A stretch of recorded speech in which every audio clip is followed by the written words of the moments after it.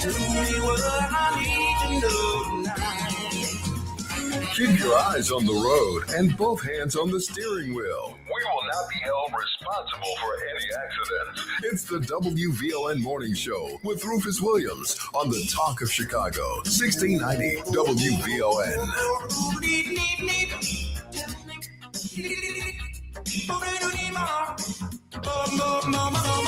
The Audio Genius. Get in on the conversation with Rufus Williams and the Morning Show at 591-1690. We are the Talk of Chicago, 1690 WVON.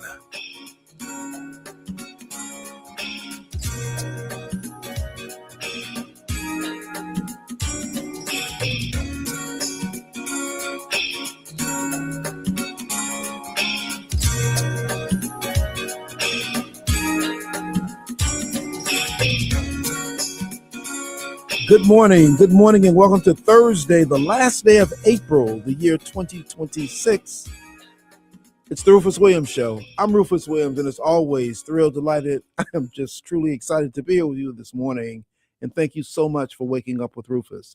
BJ is here, Mamie's here, Titus is here, Annette's here. The gang's all here. Titus, what's better than a Game 7? Nothing. Game 6, not better, but the next best thing to a Game 7. Fair enough. Game 6. And there are going to be a few of them. Can't wait. I'm so excited. These have been some great games. I honestly did not expect Orlando to win that game last night. I thought it was done. But, yeah, it's been pretty good. The Boston game the other day was pretty good. I got to love basketball. My wife asked if the NBA is turning into March Madness, because that's kind of what it seems like. Yes, it definitely is. You know, and Game 6s are great because when it gets to an elimination game, that's when it really matters, because somebody is playing all out, and, you know, somebody's going to go on and somebody's going to go home. And Detroit was pretty dominant throughout the course of the year, but somehow they're not as dominant right now. I think it's one of those things where it's a young team, and when they finally make the playoffs, it's one of those moments like, oh, snap, we're here. What do we do? And so they're kind of getting lost in translation to actually being in the playoffs, since I think the average, they said, of their team was the age of 23 and a half. So I can get why they're nervous, you know, first time doing it. So they'll be back. Yeah. Oh yeah, big time. But they're number one. They're playing Orlando. Yes, they're the number 1 seed. And man, it took everything they had last night to win at home. Yeah, I mean, you know, Matt McGill said something yesterday. He said that he picked Orlando to win this game just because of all the pressure being on Detroit to win in front of your home crowd. It's easy to win on the road because you really don't have your fans and all that much pressure on you when you're a young team. But when you're a young team, it seems like, you know, the pressure gets on you when you play at home. So he was right about that. Yeah, as I was sitting watching the game, it felt odd to me because I think I was cheering for Detroit. And I like Cade. Cade is a baller. He's just smooth. He is. He's a baller. He's light-skinned. But he can play. And it was actually what we saw last night in that game were the two number 1 picks in the last 2 years just going at it. And both of them, I think, did both of them have 45 points? Yep, both of them had 45. I mean, anybody who's scoring 45 points, that's a big deal. Hey, you usually win a game when you score that many. Yeah. But somebody lost. Somebody had to. But it was, man, what a battle. And that was a really, really good game. And I'm excited. This playoffs has been great.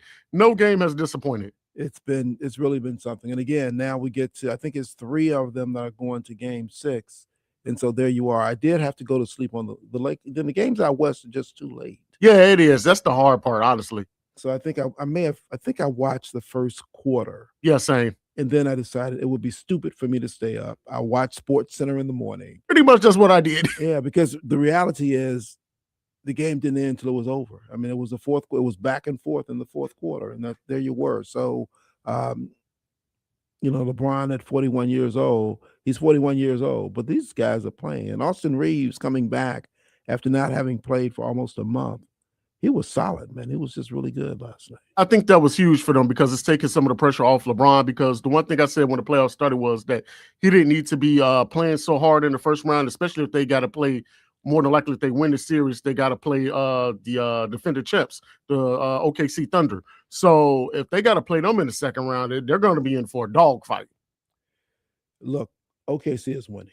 Oh, yeah. They win the championship. So it can be a dog fight. It can be a stick fight. But at the end of the day, those guys, they're battle tested. They won last year. They're also young, and they're getting it. It would be because it's not a one game and out. It would be a surprise if they don't do it again. If the Lakers do advance, I want the Lakers to win, and here's why. Only because of the fact is that I want the people who hate on LeBron to understand that we might not get this ever again. Yeah. So we got to enjoy this run as long as we can. And so if he can just further make it along, I think we already know his legacy is solidified. But just to add to it more, I think that'd be great. So I'm actually rooting for LeBron. I can't believe I just said that. Well, are you not typically rooting for LeBron? No, not usually. I am an unapologetic LeBron James fan. We rock together for a bunch of reasons. I just think OKC is just dominant, man. And it's not that I won't be cheering for LeBron. I don't think only one time do I ever really recall cheering against the Lakers.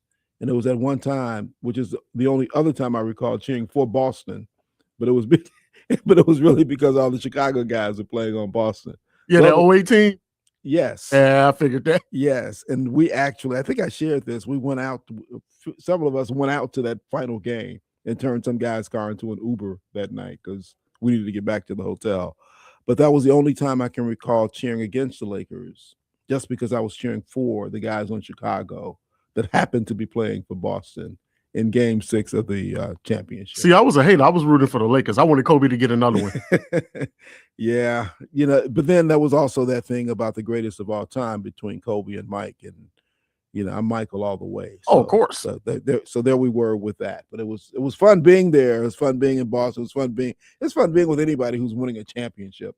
Oh yeah, in the arena, and that's kind of what it was. And we were pretty experienced with this because we had gone through the 90s with the Bulls, so we know how to win championships. We know how to become the sixth man in the game. We know how to do those things.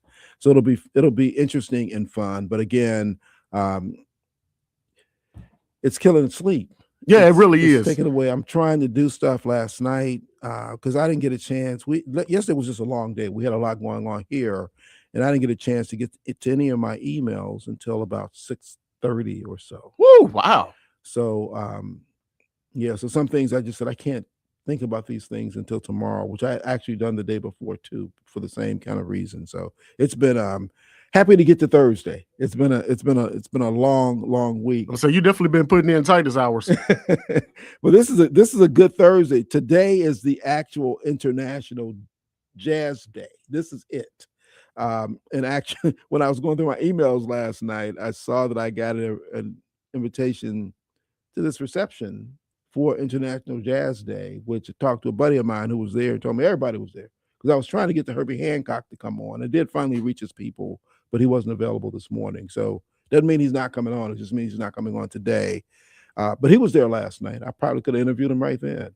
But when I got the call, I said, man, I am pajamaed up. I ain't going nowhere at this point. I'm right here for the day. 17 minutes after. Let's take a quick break. We need to chat with Annette about a couple things too. There's a lot going on. We'll be back right after this. More of the morning show with Rufus Williams coming up on the Talk of Chicago, 1690 WVON. I know you're gonna dig this. Yeah, I was saying this earlier. I said when my people don't like something, they just remove it or change it. Yeah, they that's what they do. But where was the dude that was redacting stuff during the Puffy trial? I'm like, there was some stuff I didn't need to know. Like rubbing somebody's manhood on your chest. I'm like, oh my goodness. Oh yeah, that's a lot. I might forgive you, but you'll never be able to drink nothing yellow ever again. Not ever. Not lemonade, not apple juice. Damn sure not that soda called Squirt. That could never happen. It is the D.L. Hughley Show.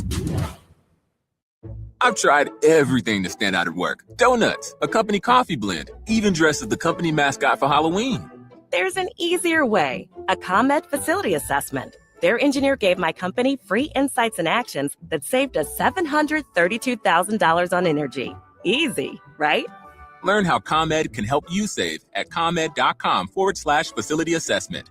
ComEd, powering lives. Savings will vary based on customers' usage and rate. Heart disease and stroke can change lives in an instant, but healing, hope, and recovery are possible. This Saturday on the Community Health Focus Hour, Cedric McCoy will host part 2 of Heart and Stroke Connections. Hear from Chicago Medicine medical experts and stroke survivors with powerful stories of healing, strength, and the journey of recovery. Listen this Saturday at 1 p.m. on WVON and Facebook Live. The Community Health Focus Hour, Saturdays at 1 p.m., powered by the Urban Health Initiative of Chicago Medicine. At the forefront. This report is brought to you by Staples. Staples has hundreds of ways to grow your business this spring, like spectacular signs, brilliant brochures, eye-popping posters, mouth-watering menus, and more. Shop now through June 13th and save up to $150 on all your custom prints. Staples, that was easy.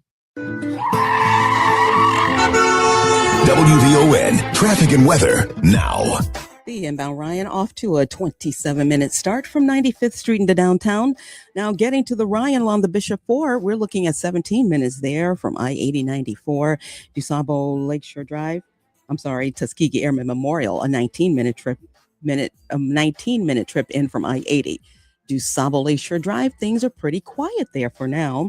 If you're on the Stevenson, you're already looking at 50 minutes in from I-355 to DuSable Drive 40 traveling out. The Eisenhower off to a heavy start, 55 minutes from Thorndale to the Burns Circle, 50 on the return trip. And the Kennedy, pretty normal for this time of day. We're looking at 45 minutes in from O'Hare to downtown, getting to the airport pretty heavy and slow at a 53-minute trip. Taking a look at our weather, the National Weather Service is promising some sunshine today. Temperatures on the chillier side remaining in the 50s. We're looking at a daytime high of around 53. Tonight, chilly again and 37. Right now it's 40 at Midway, 40 in Fernwood, and 40 degrees here at the Talk of Chicago. That's a look at traffic and weather now. I'm Annette Flurnoy on the Talk of Chicago, 1690 WVON. Keep your eyes on the road and both hands on the steering wheel. We will not be held responsible for any accidents. It's the WVON Morning Show with Rufus Williams on the Talk of Chicago, 1690 WVON.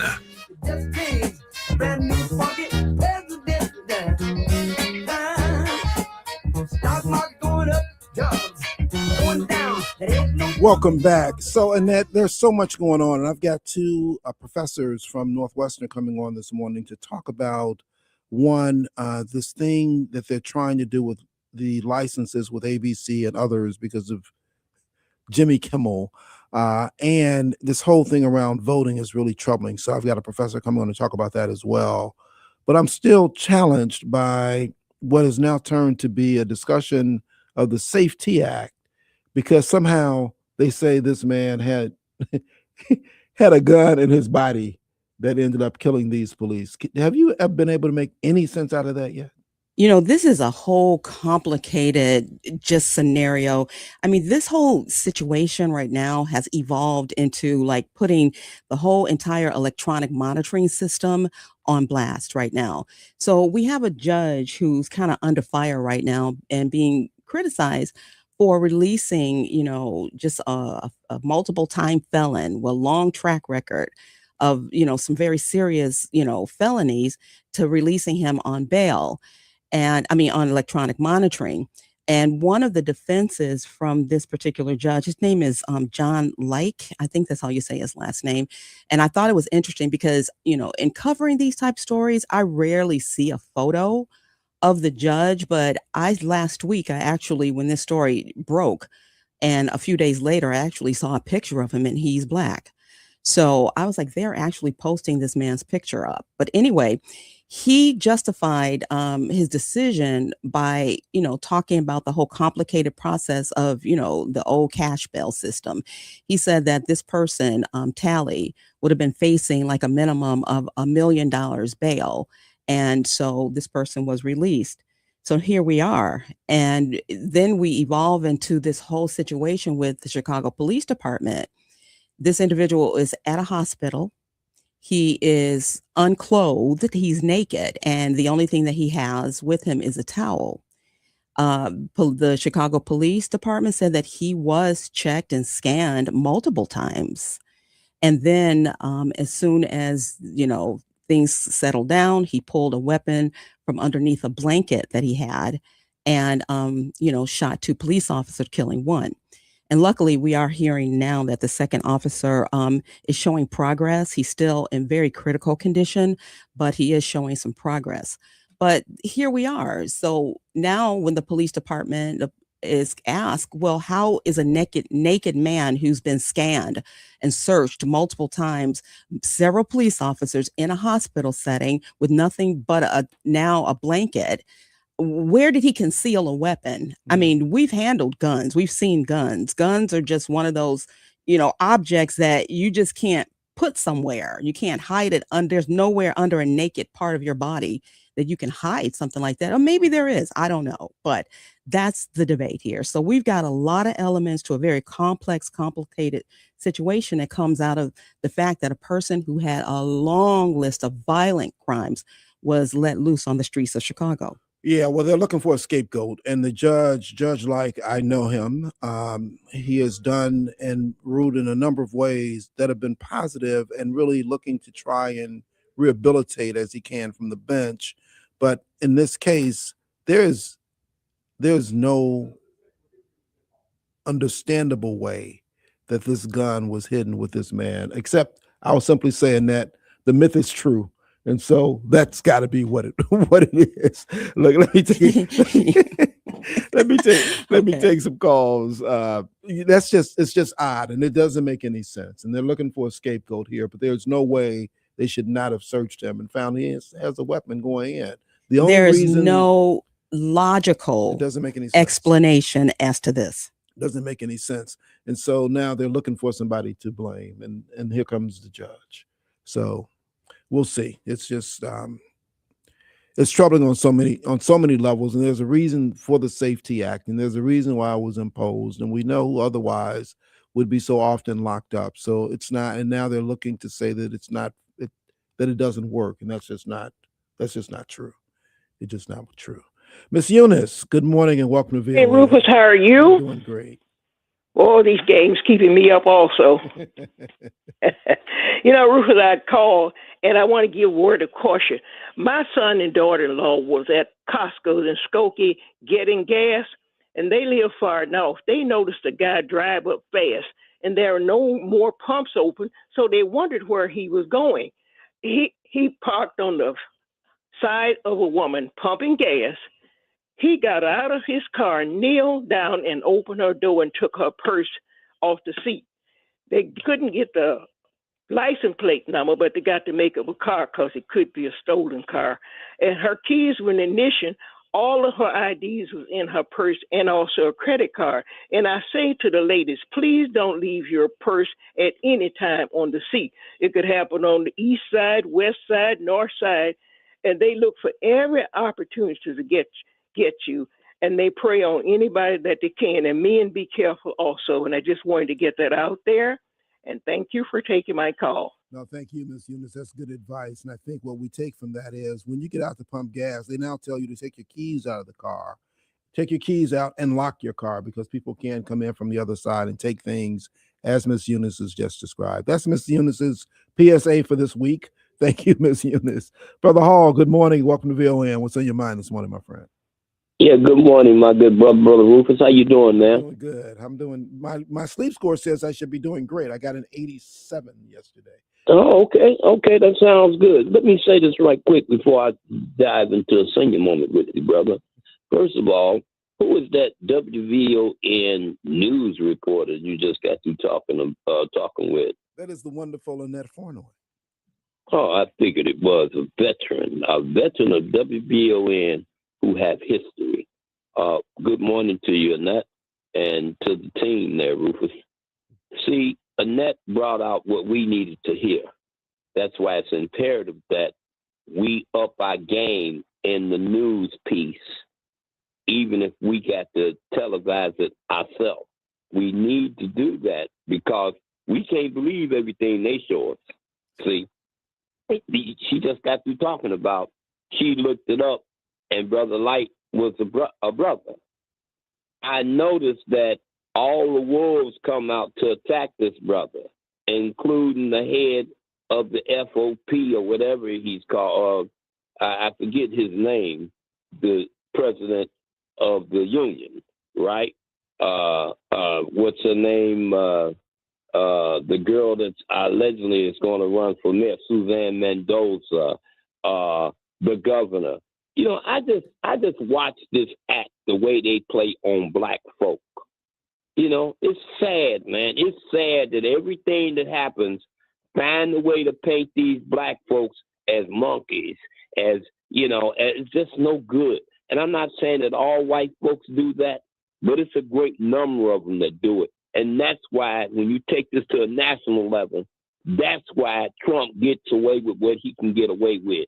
Because we got so many people that look at us like we're not human, brother. You know, I'm just sad, Rufus. I just wanted to say that this morning, man. But I also, lastly, as I leave off, I wanted to say you are my favorite host. You know, I have one more, Robert McKay, but you are my favorite host, brother. You keep it 100. Don't ever change, Rufus, because we'll come down there and jump on you, man. Appreciate you, Brother Hall. Thank you so much. I appreciate you as well, brother. Thank you. All right. 7:30. Let's find out from the talented Annette Flournoy what's happening in the news. There's a lot going on in the news today.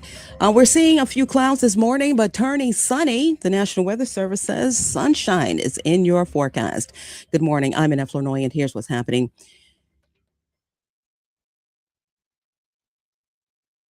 CPD union president says that the officer who was shot is showing signs of improvement. The 25-year veteran officer was critically wounded in a shooting this past weekend. He's appearing to be recovering. Chicago Fraternal Order of Police says he tells the Sun-Times that the officer is showing signs of improvement, including breathing on his own for a short period of time. The officer and his partner, John Bartholomew, was shot on Saturday at Swedish Hospital on the north side. Bartholomew died from his injuries. Alfonso Talley has been charged. Well, Governor Pritzker is standing behind the fundamentals of the Safety Act, responding yesterday to demands of changes by Republican legislative leaders following the shooting of the officers. Pritzker praised the law by giving judges the ability to decide whether an officer should remain in jail or not. One of the great things about the Safety Act is we give the judges the ability to say, no, you're not going to get bail. You are going to stay in jail. In the case of Talley, the man charged with killing one CPD officer and wounding another, the governor placed the blame on an elected judge making a bad decision. At the time of the shooting, Talley was on electronic monitoring while awaiting trial in another felony case. Well, Aerial Investment leader John Rogers stopped by the WVON news studios yesterday. WVON's Logan Page has more. John Rogers appeared on the Matt McGill Show to discuss investing strategies and market insights. Rogers, who is the founder and co-CEO of Aerial Investment, shared his perspective on long-term investing and building wealth through disciplined financial planning. Aerial Mutual Funds has been around since 1986. Mm-hmm. We have several mutual funds, international, global, domestic funds. Mm-hmm. And they're, what we're trying to do is get people to get them added to their 401k plans at their place of employment. Just adding one more item to the shelf. You don't have to fire anybody, just add us. Treasurer Frericks, Mike Frericks, got us added as an option in the 529 program here in Illinois. So anybody that's got kids can open up an account with Aerial Funds as a part of the 529. He emphasized the importance of staying patient during market volatility and focusing on fundamentals. The conversation highlighted his experience as a veteran investor and leader in the finance industry. Logan Page, Our News Now, WVON 1690 AM. That's a look at Our News Now on 1690 WVON. Traffic and weather up next. WVON News Time, 7:33. This Juneteenth, the Obama Presidential Center opens to the world on Chicago's South Side. The ancestors are proud. We're WVON. Catch Reverend Al Sharpton online at WVON.com or on the WVON app. Just click the Al Sharpton banner. Tune in every day at 12 noon for your daily dose. And if you miss it, catch the overnight replay from midnight to 3 a.m. We're keeping it real with Al Sharpton on WVON 1690. Reverend Al told you personally, keep it real. Keep it real.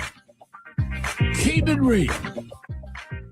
This is Rufus Williams, and I've got something special for you. I am proud to announce that we're launching the Rufus Williams Travel Club in conjunction with Advantage International. Our first trip, we're staying in the United States and heading to one of the most stunning destinations for culture to cuisine. Join us October 8th through 12th as we explore the charm, the beauty, and the history of Charleston, South Carolina. This isn't your typical getaway. We're walking through history and standing where our stories began. From the roots of Gullah Geechee culture to the International African American Museum, from cobblestone streets to waterfront views. This is more than a trip. It's a cultural vibe. To find out more, visit WVON.com and click the Rufus Williams Travel Club banner. And keep listening for more details. The Rufus Williams Travel Club will turn curiosity into understanding, one destination at a time. We are WVON.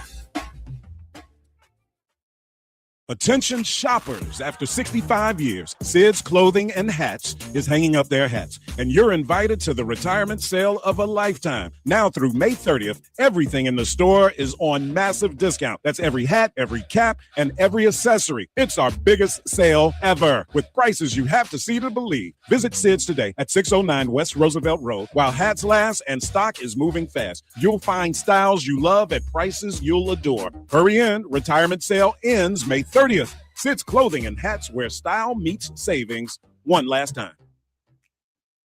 Hey, it's Cleopatra Draper. Join me for the Midday Show weekdays at 9 a.m., where we'll sip and spill all the tea. Do you want it hot or cold? Either way, we're serving up the flavor of the day.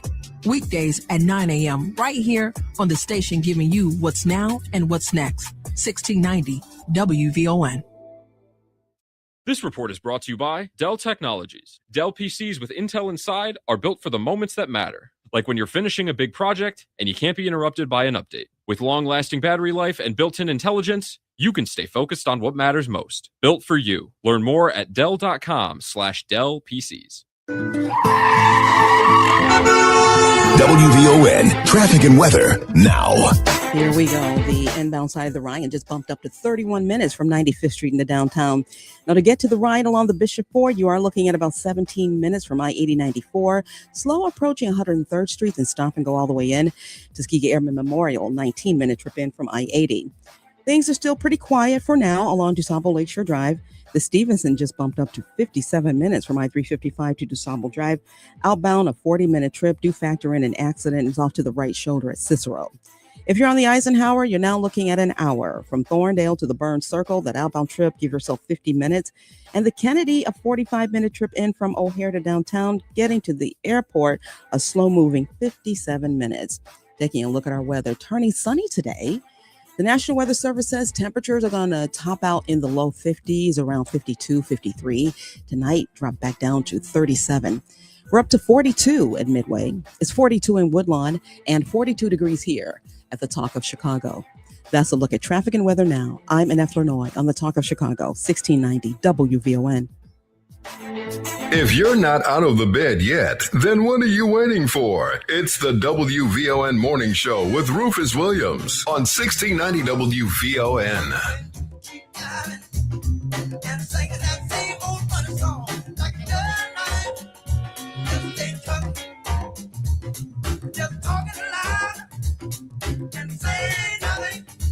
Welcome back. Just say this. I know I've got some callers on the line. I won't get back to those topics until probably 8:30. Got a couple guests coming on to talk about some very specific things right now. So just know that. Feel free to hang on or feel free to call back.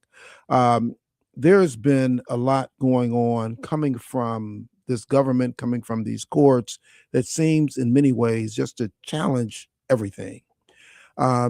One of the things that came down very recently was this discussion about ABC and their licenses and the why that even came up. We have joining us this morning Paul Gowder. He's been with us before. He's been on with others on WVON. Paul Gowder is a professor of law at Northwestern University, Pritzker School of Law. He focuses there on the rule of law, democratic theory, social and racial equality, institutional and organizational governance, law and technology, and classical Athenian law and political thought. Professor Gowder, good morning and welcome back to WVON. Thank you for having me. No, it's always good to have you. This thing, so Jimmy Kimmel told a joke, And it led to all this reaction. First of all, is this an overstatement of what this government is doing, and what are they doing, and is it legal that they're doing what they're doing? So, I mean, you have to remember, of course, that this was the second time, right? I mean, the first time Mr. Kimmel made another joke about was after Charlie Kirk was killed and the government pressured ABC into firing him. I mean, thankfully that was temporary, but this is the second time the government has tried to retaliate against ABC for Mr. Kimmel's jokes. So what's going on is the FCC is initiating a review of ABC's broadcast licenses, which is just this unprecedented action. I mean, typically, broadcast licenses are reviewed on a regular schedule. They have the authority to accelerate the review, but they never do that. And the stated reason for this is because of the standard accusations about DEI. Right? There's this claim that somehow ABC had some kind of illegal policy of discrimination, and so they're investigating that. But everybody knows that this happened immediately after President Trump called for Jimmy Kimmel's firing again, and it's transparently an effort to punish ABC for hosting Mr. Kimmel's speech. Yeah, that's even worse, Professor Gowder, because now they want to use the cudgel of diversity and inclusion to go after a white guy at ABC that gets all of us riled up. It just makes no sense in any way, shape, or form, and really angers the possibilities all over again.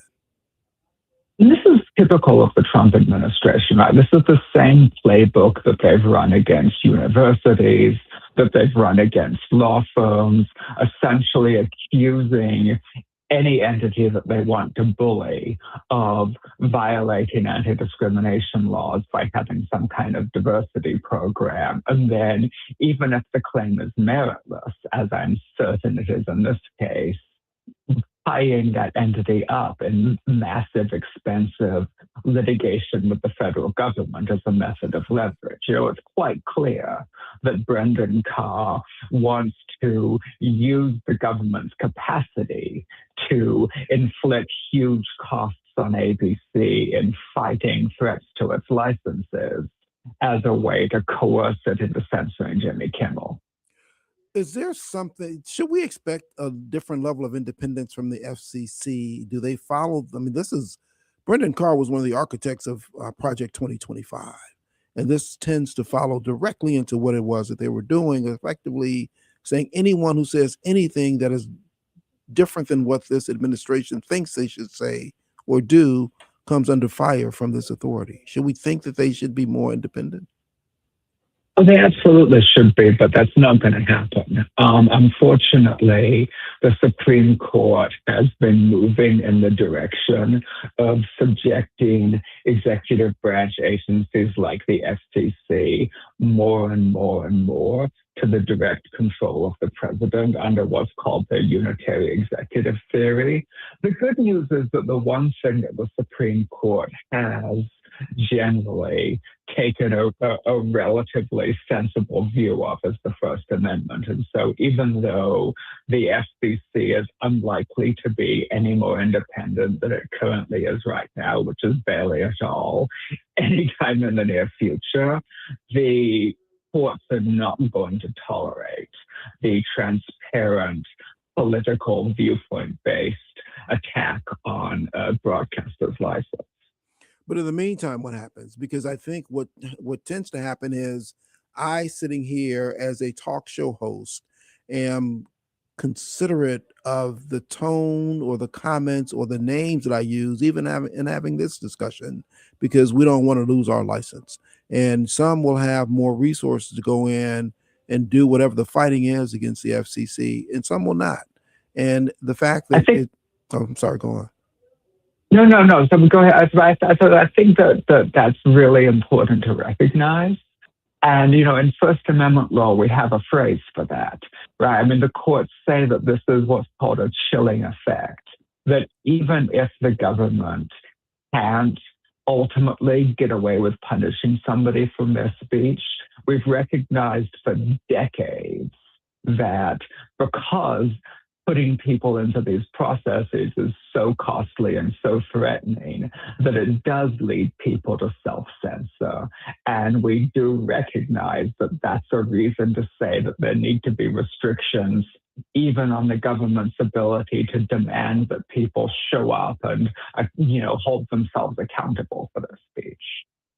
So when we start to see them do this kind of thing, and we saw it initially, well, what we saw initially were people who were going, we knew what was in Project 2025, and we saw big industries getting in, making contributions to this administration. We saw them all on the stage during the inauguration, and it concerned us in the moment about what kind of real information we would be getting out of media that we had relied on for so long. This tends to even escalate that because we know where those media outlets are. But now when it comes to this, do you think that this is now pushing everybody to become more of an independent journalist? And then we come into the concept of whether or not what's truthful, what's honest, what's news, what can we find, what's opinion, how do we find things that make sense, that are regulated, which is what we've watched over all these years as we watch these major media outlets become just mere shadows of themselves, or more outlets just for the administration to push out the information that they've been pushing out. I think that's a real worry. And there are so many different forces that are operating at once, right? So in addition to all of these threats of government censorship, we have all of the consolidation in the traditional media. I think about, Jeff Bezos buying and then essentially ruining the Washington Post, for example. We have social media companies, which of course many folks in the younger generation basically get their news from social media. And those companies essentially have abandoned the enterprise of content moderation in many respects since Trump 2.0 began. And then we also, of course, have the rise of AI. And so we have entirely new possible vectors for just like incorrect information or strange ways that people get information that nobody else understands. Maybe information becomes more and more individualized. And I think a lot of us are really worrying. Like, how do we come to any kind of consensus conception as a democratic people of what's happening in the world? Because we need that in order to be able to actually be a democratic people that runs our own government, that rules ourselves. We need to be able to come to a shared understanding of what we're doing and what the consequences are. That is so important. And democracy only lives because there's information that we can have that is good information to make solid decisions on, to decide who and how we should best be governed. If all the information is coming from the authorities, they're telling us what it is. The truth is, they're telling us what it is that we should know. This is exactly what authoritarianism is. And it seems to be why they initially take over the media, take over the radio stations, take over the television when an authoritarian group comes into power. And that's exactly what this feels like as they're pressing hard against licenses and media companies. And I think we'll have to understand that this is not unique to the media industry as well. I mean, it's critical for us because obviously the media is important to democracy.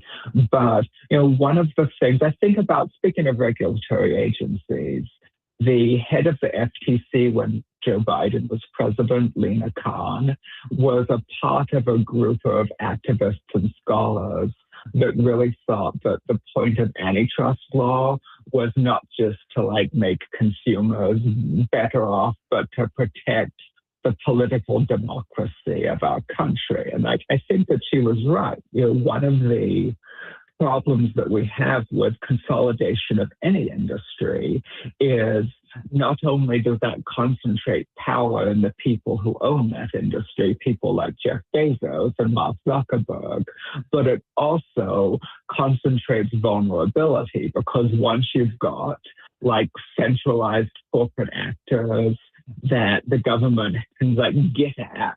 And you've got these like risk-averse corporate lawyers running around making all of these decisions without regard to the values of the industry that you're in. It's a lot easier for the government to exercise leverage against a corporate-controlled press that's really concentrated than it is against a diverse press that's really rooted in journalism as opposed to profit. Indeed. Problematic on so many levels and about as petty as one can be. We're talking with Professor Paul Gowder from Northwestern University Law School, Pritzker Law School, about this action, one of the most extreme actions has ever been seen for frivolity against the ABC under the guise of diversity, equity, and inclusion review, which makes it even worse. We'll have more with the professor right after this. More of the morning show with Rufus Williams coming up on the Talk of Chicago, 1690 WVON. It's a thoughtful Thursday on the Cleopatra Show, and I am pouring some piping hot black tea for us to sip. Join me for an exclusive interview with the Donna Brazile. She's witty, well-read, politically versed, but above all, she's a fierce advocate for the salvation of democracy in America. Her resume is measured by those that came before her, Black women that built the stairs that she ascended on and stands on today. She rose from the civil rights era, and the message she shared with me is that we signed up for the movement whether we like it or not. You don't want to be late for class. Tune in Thursday only on the Cleopatra Show at 9 a.m.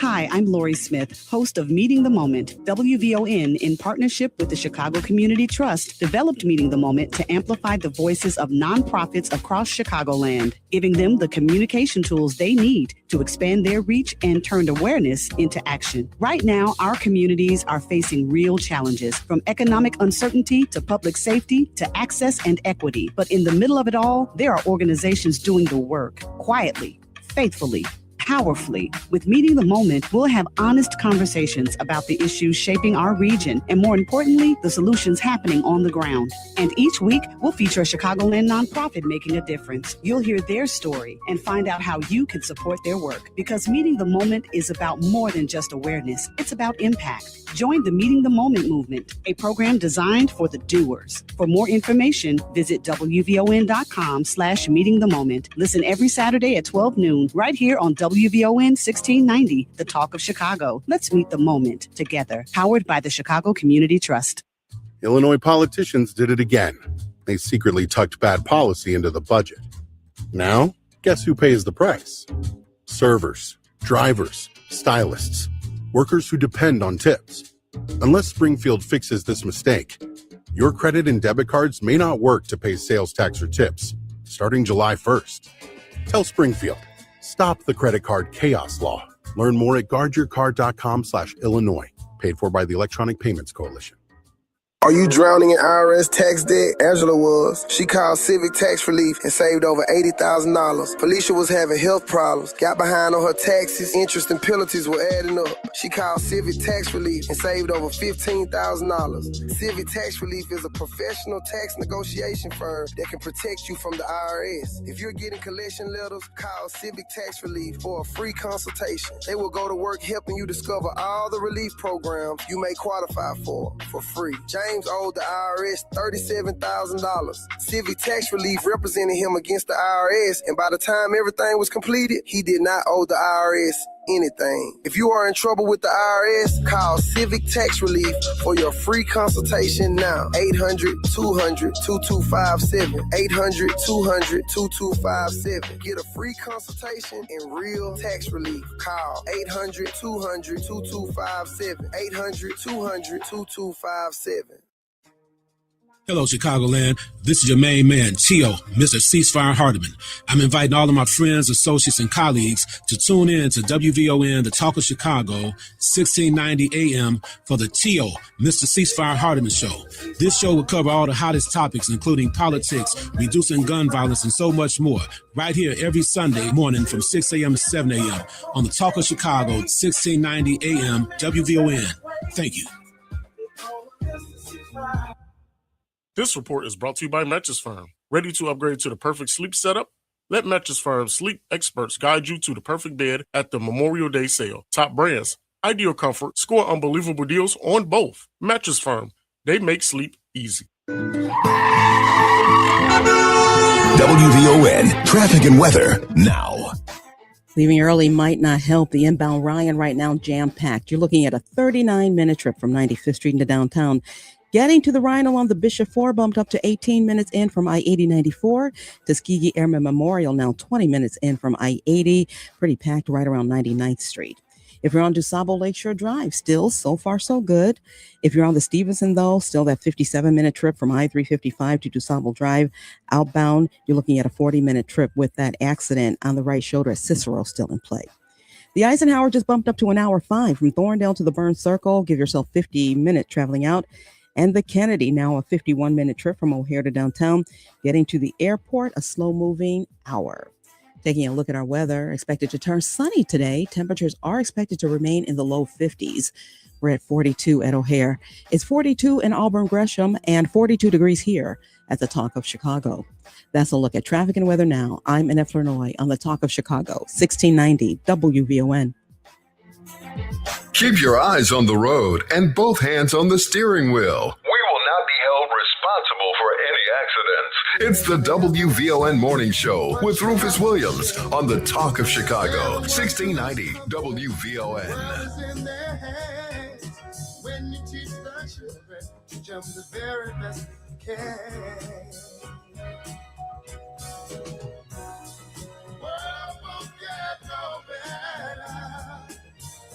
Welcome back. We are talking to Professor Paul Gowder of the Northwestern University Pritzker School of Law about these FCC investigations, particularly the one going on against ABC as a result, clearly, of Jimmy Kimmel's monologue, which the administration took offense to, even though it was done days before anything happened at the Correspondents' Dinner.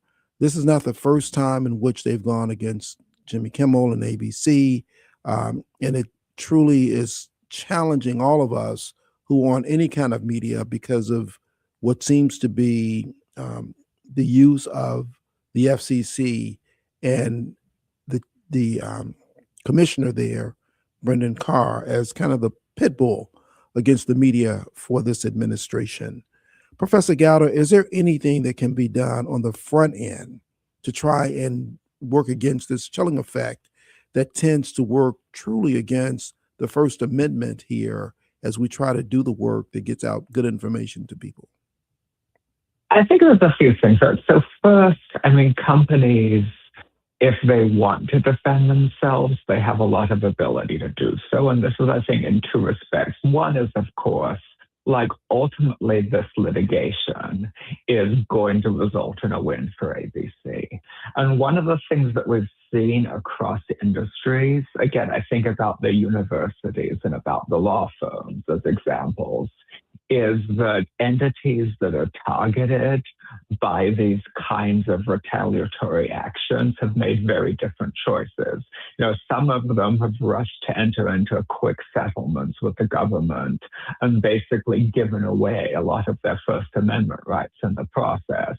Others have fought, and when they've fought, and again, this is true of both the universities and the law firms, they've tended to win. And so the question for ABC and for every other media company, this has happened again with the media before. This has happened when the AP was banned from the White House over refusing to go along with the ridiculous Gulf of America renaming, is these companies need to collectively make the decision that rather than roll over, they're going to make it clear to the Trump administration that these strategies are not going to work as a method of bullying by committing to vigorously actually defending their legal claims. And yes, that's going to be costly, right? The problem, of course, is that it's expensive to defend your legal rights, especially against a concerted attack by the government. But it's only costly for a while. It's only costly in the short term because after the Trump administration realizes that companies and individuals are going to defend their rights, it becomes increasingly futile for the government, especially when there's basically no Department of Justice left because all the competent lawyers have been chased off. The government doesn't have the resources to actually, not to win any of these lawsuits, but even to fight these lawsuits. The government itself is going to have to start making choices. And so that's the most important thing, is a commitment by individual companies to actually defend it.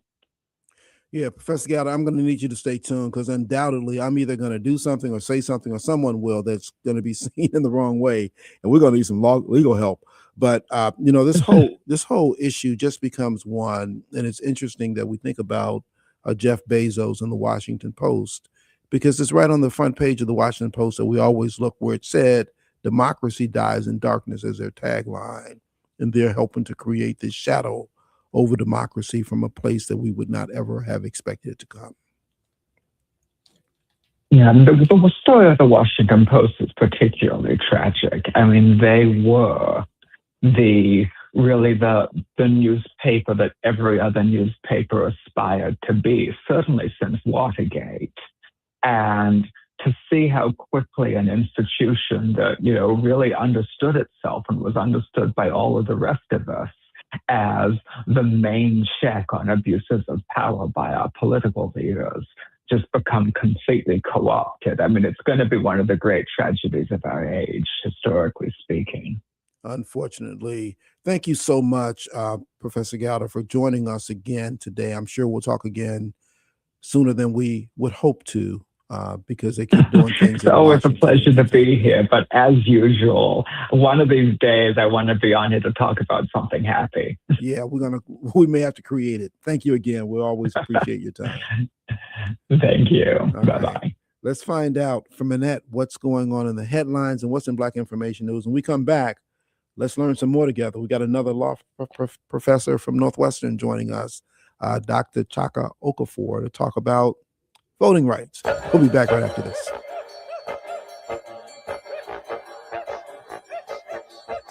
Turning sunny with temperatures remaining in the 50s.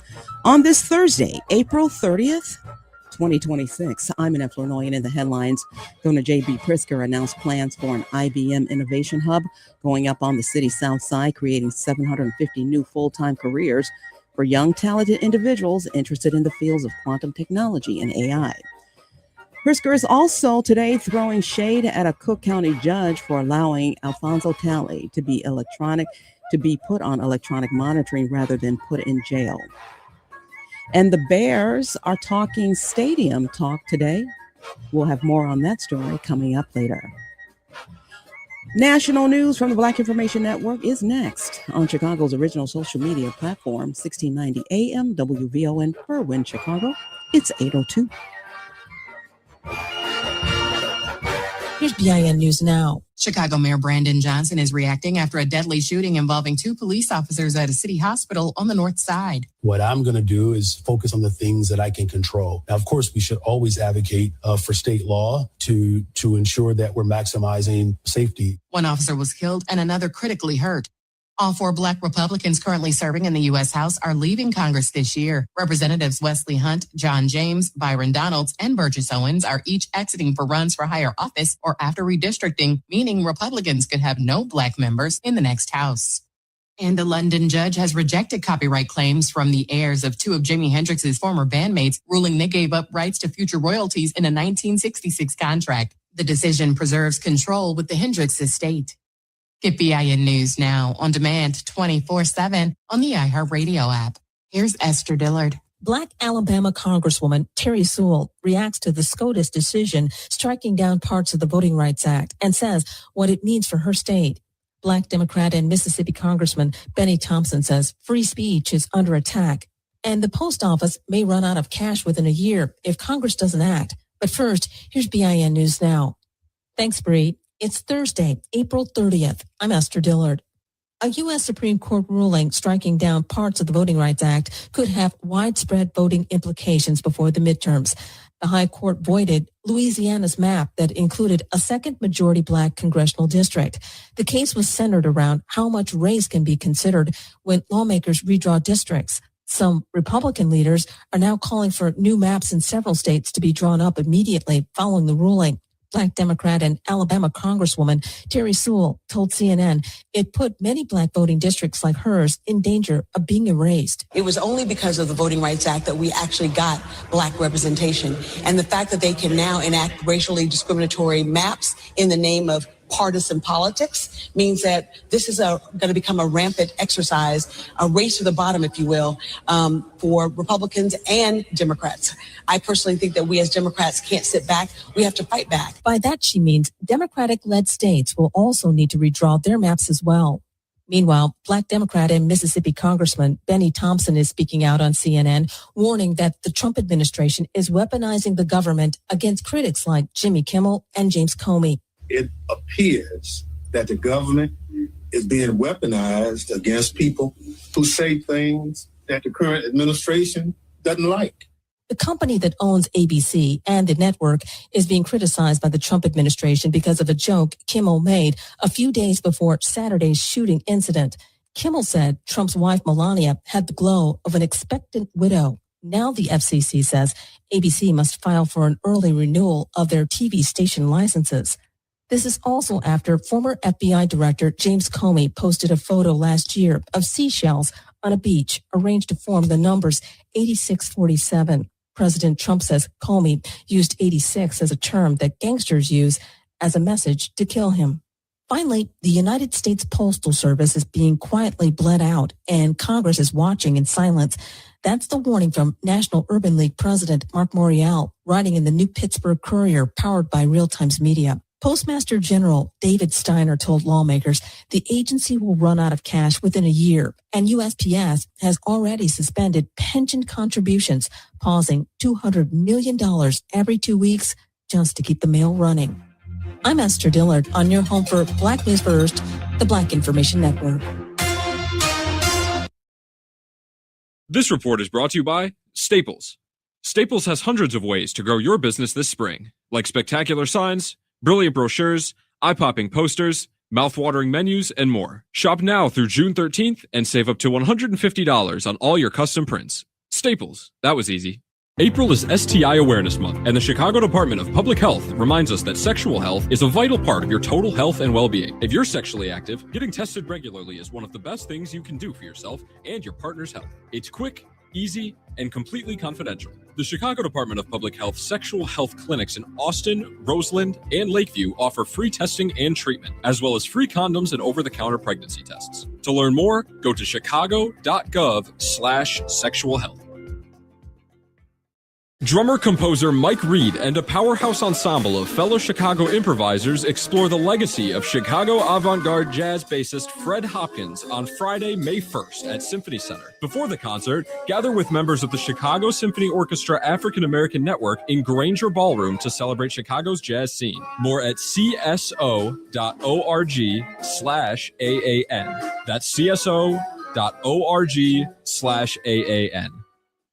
The Chicago Urban League is holding its first ever West Side Health and Wellness Fair. It's called Thrive, and it's focused on helping West Side families achieve their best health with a range of free resources right in the community. Engage with vendors, get free health screenings for the entire family, healthy cooking demonstrations, nutrition tips, mini massages, line dancing, discussion on chronic diseases, mental health and dementia, learn about financial wellness resources, and there will be activities for the kids. Enjoy free refreshments and a chance to win free prizes. West Side Thrive is Saturday, May 2nd from 10 a.m. to 2 p.m. at the Chicago Jesuit Academy, 5058 West Jackson Boulevard. And it's free and open to the public. That's Saturday, May 2nd, 10 a.m. at 5058 West Jackson Boulevard in Chicago. Chicago Urban League Thrive partners Alpha Kappa Alpha Sorority Incorporated, Alpha Beta Delta Omega Chapter, and Alpha Phi Alpha Fraternity Incorporated, Rho Zeta Lambda Chapter. Register for Thrive at chideul.org. That's chiul.org.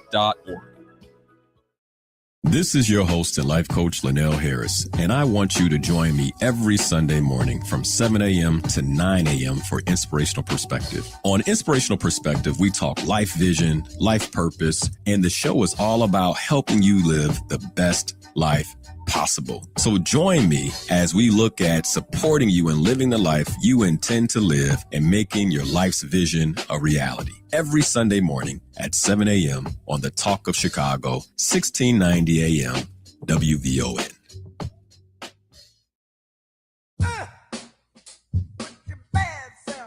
It's a thoughtful Thursday on the Cleopatra Show, and I am pouring some piping hot black tea for us to sip. Join me for an exclusive interview with the Donna Brazile. She's witty, well-read, politically versed, but above all, she's a fierce advocate for the salvation of democracy in America. Her resume is measured by those that came before her, Black women that built the stairs that she ascended on and stands on today. She rose from the civil rights era, and the message she shared with me is that we signed up for the movement whether we like it or not. You don't want to be late for class. Tune in Thursday only on the Cleopatra Show at 9 a.m.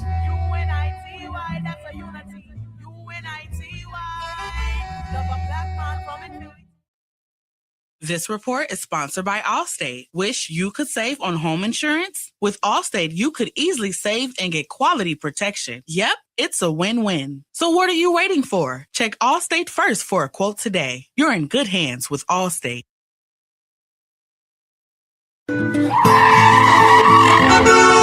WVON traffic and weather now.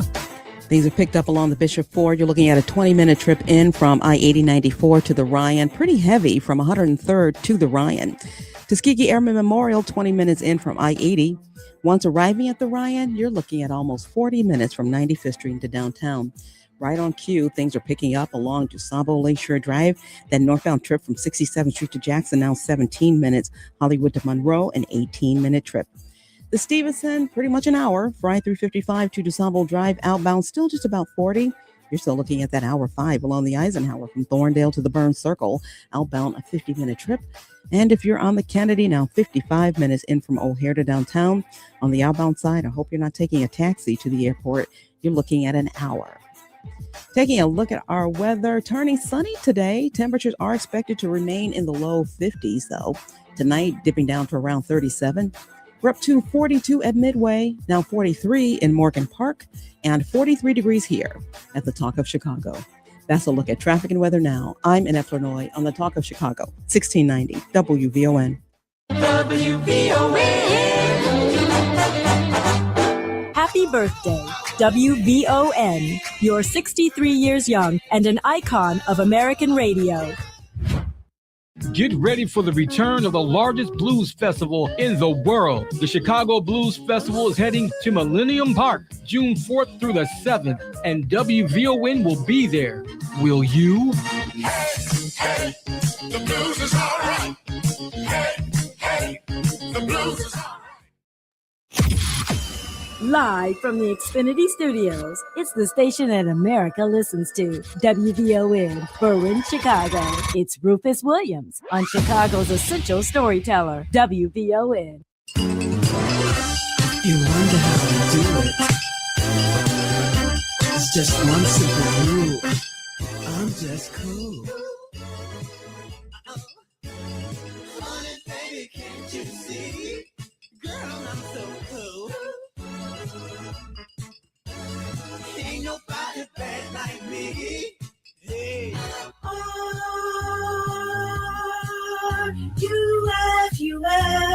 Welcome back.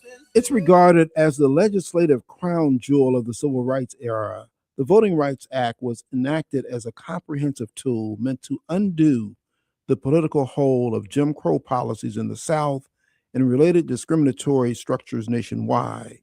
Section 2 of the law allows people to sue either on their own behalf or with the assistance of the Justice Department to undo existing laws and procedures that would deny equal political opportunity to voters to elect their candidates of their choice.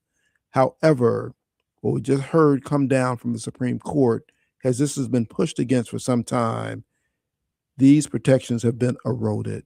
Joining us this morning to talk about what's happened, where we are, and what we can do going forward is Northwestern law professor Chaka Okafor. He focuses there on civil rights, constitutional law, criminal justice, and law and economics. And I will tell you, you may find people who can match his credentials, but you won't find anybody who can beat them. He has a BA from Stanford, a JD from Yale, a master's in economics from Harvard, a PhD from Harvard. He's a bad dude. Professor Okafor, welcome to WVON. Thank you so much for having me. Happy to be here. Well, it's good to have you. Talk to us about the Voting Rights Act, where we are, and what we do going forward. What did the Supreme Court actually rule on yesterday, and how does that impact where we stand now? So yesterday, the Supreme Court issued one of the most significant voting rights decisions in at least a generation. So the case was Louisiana v. Calais. And first, Louisiana had drawn a second majority Black congressional district to comply with the Voting Rights Act. The court had basically said that they had violated the Voting Rights Act, and so they redrew their map, their redistricting map, to incorporate a second majority Black district. But then yesterday, the court struck down that map 6-3 and dramatically narrowed the Voting Rights Act from the inside. In its decision, basically the court said that Section 2 of the Voting Rights Act is still there, but it rewrote the rules so that Section 2 is a lot harder to actually use in redistricting cases. And so even though the law is technically still on the books, the court made it much less effective as a tool for actually protecting minority voting power. Now, and so I'll give a little bit of back. Oh, go ahead. No, please. You're going exactly where I wanted you to go. Okay, so a little bit more context. So for decades, Section 2 worked as an effects-based law, meaning that plaintiffs did not have to prove that the state intentionally was trying to discriminate. They just had to show that the minority voters had less opportunity, less political opportunity under a standard that was taken from a case called Jingles. And this is basically a set of rules that the court would use to determine if Section 2 of the Voting Rights Act was violated. So in the past, all that people had to show was that minorities were disproportionately negatively impacted by the actions that the states were performing. The court completely changed this framework. Now the court is saying they shift the law closer to intent instead of effect. And so by saying that the evidence must support the fact that the state intentionally is trying to discriminate against minorities instead of the fact that they simply negatively harm them.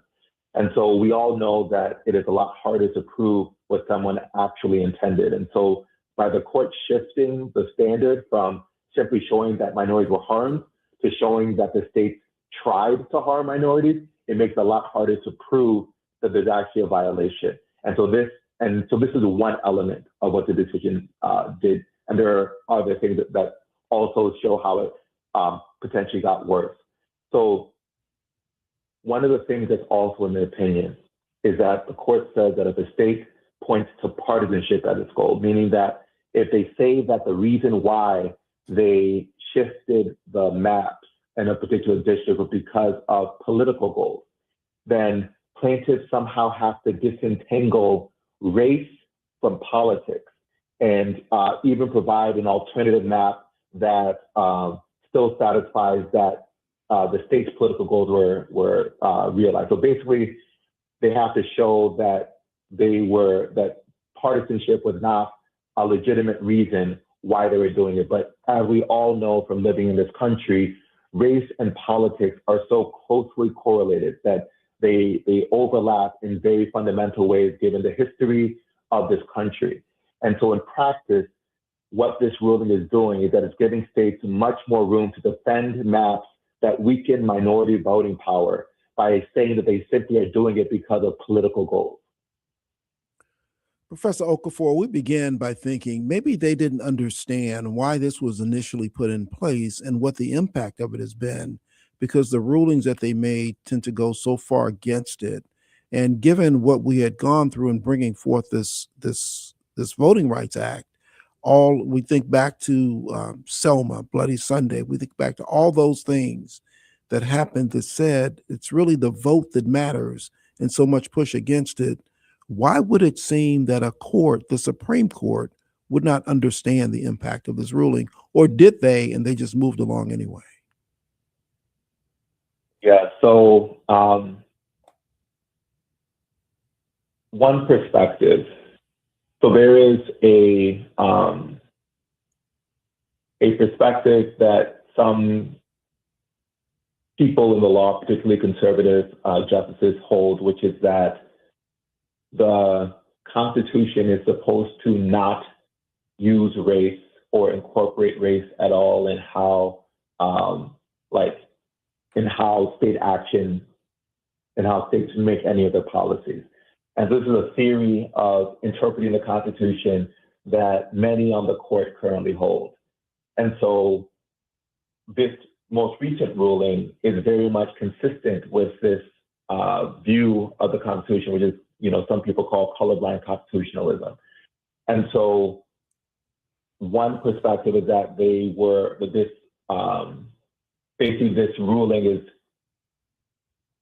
shifting the law to make it more consistent with this theory that no matter what, unless and only in certain very small circumstances should the state actions incorporate race at all in how they're doing it. And so I hear you what you're talking about with the Voting Rights Act, Selma, Alabama, and in Puttish Bridge. There's a clear history when it comes to what created the Voting Rights Act and responding to the very real historical challenges that minorities faced when it came to securing their voting power. And I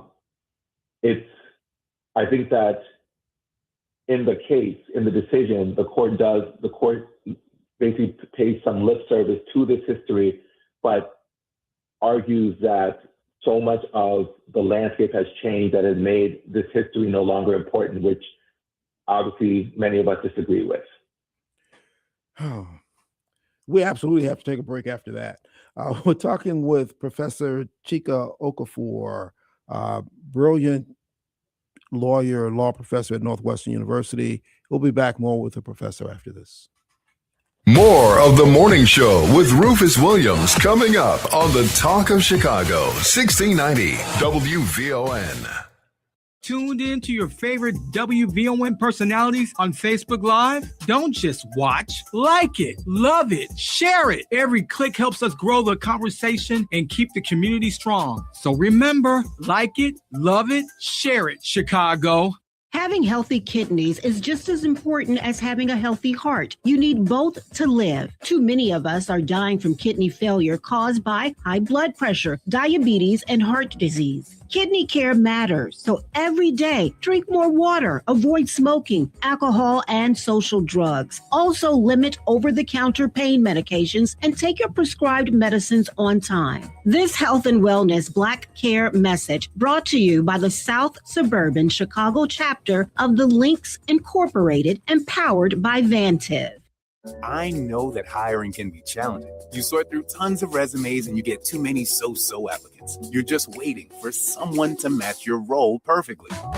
Well, now there's a place where you can meet them fast. ZipRecruiter. Need to hire right away. Start your search for strong candidates. The right fit awaits. Build your team. Build it sooner. Meet your match on ZipRecruiter. Just head to ZipRecruiter.com/free right now to try it for free. And you're on your way to meeting your match. 4 out of 5 employers who post on ZipRecruiter get a quality candidate within the first day. So try it now. Go to ZipRecruiter.com/free. Once again, that's ZipRecruiter.com/free. Meet your match on ZipRecruiter. Try it free.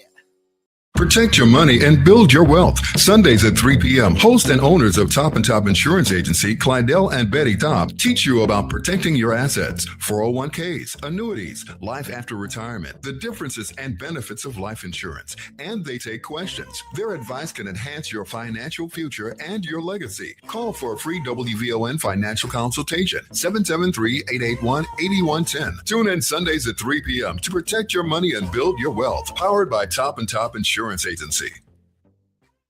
This report is brought to you by Lowe's. Spring into deals at Lowe's. Get select 1.5 gallon annuals hanging baskets, 2 for $15. Plus, get 3 free bags of Miracle Grow 0.75 cubic feet garden soil when you buy 3. Valid through May 6th. Excludes Alaska and Hawaii. While supplies last. Selection varies by location.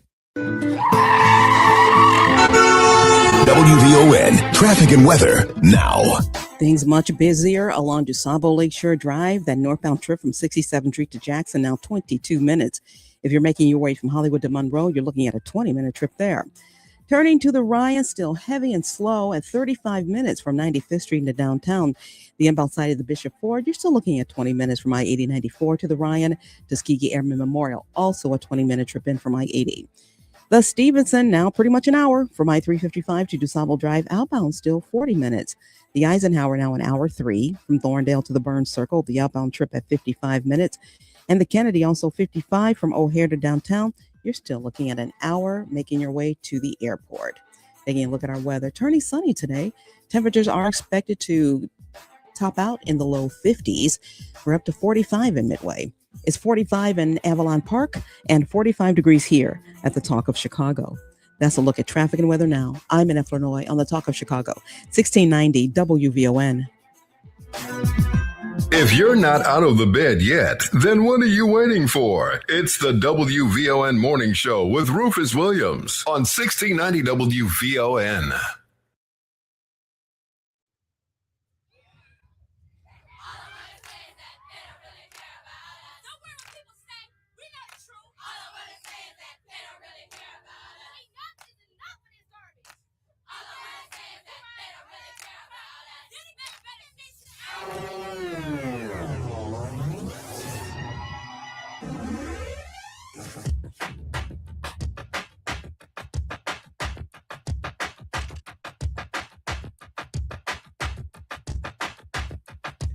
Welcome back. We are talking to Northwestern Law Professor Chaka Okafor about voting rights and the changes that came from the court just as recently as yesterday. Professor Okafor, talk to us some, because so much has now happened on the concept of gerrymandering. And this is kind of where this came in the first place, but it seems already we've got a number of states that are looking to change, to redistrict, to change the maps and how people are voting as a result of this ruling from the Supreme Court. Can you talk about that and what the impact of all of that is? Yeah, so one of the things, so there has been decades of voting rights cases where people have been challenging maps that have been drawn because there has frequently been this tension between states seeking to carve out maps that protect particular interests, often at the expense of, minority voting power. And with this ruling, it provides a lot more cover to states in, being able to draw maps without meaningful consideration or without basically in conflict with making sure there is, equal political opportunity amongst different members of their constituency. And so I mentioned before that the logic, that many on the court apply for this decision is that if rules are colorblind, that the outcomes then would be fair. And, my research shows that this premise is itself wrong.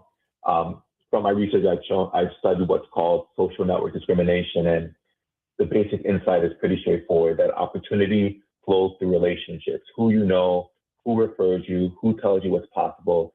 And because people naturally connect with others like themselves, members of larger groups end up with more connection and more opportunities. And so minorities, just by being a smaller share of the population, receive systematically fewer. And it's not about malice, it's about math. I show this and demonstrate this mathematically. And this compounds in politics. In part due to social network discrimination, minorities are less likely to form the connection to even run for office in the first place. And if they run, they are less likely to successfully fundraise. And even if they do, they're less likely to mobilize enough votes. And even if they do, they're less likely to build effective governing coalitions. So social level discrimination compounded at every stage.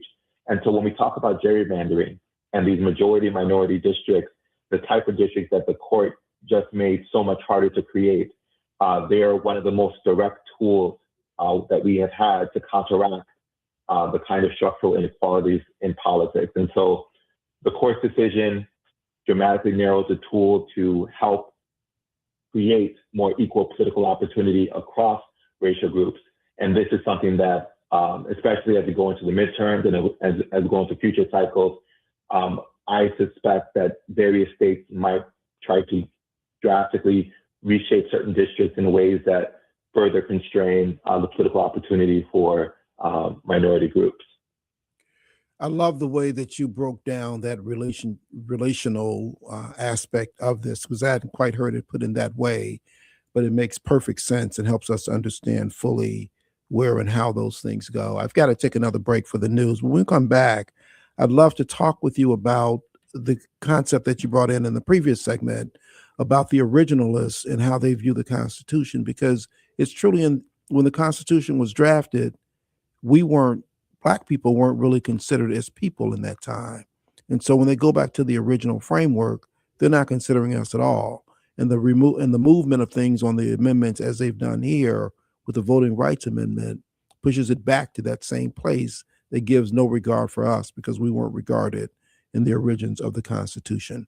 We're talking with law professor Chaka Okafor of Northwestern University. He's going to stay with us for a little bit longer. Thurgood, I see you there. Can't wait to hear your comment. We'll be back with more right after Annette tells us what's in the news.